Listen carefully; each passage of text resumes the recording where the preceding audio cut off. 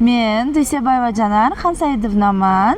Yuqori Chirchiq tumani 6-umumiy o'rta ta'lim maktabining boshlang'ich sinf o'qituvchisiman. Hozirgina yil o'qituvchisi tanlovida qatnashib, Bo'stonliq tumani 54-umumiy o'rta ta'lim maktabida 2A sinfida matematika darsini o'tdim. Kasbiy rivojlantirish kuni doirasida olgan bilimlarimni ishlatib, metodlardan foydalanib dars o'tdim. O'ylaymanki, bolalarga darsim ma'qul keldi va juri a'zolariga ham darsim yoqdi degan umiddaman. Tanlov shaffof tarzda o'tmoqda.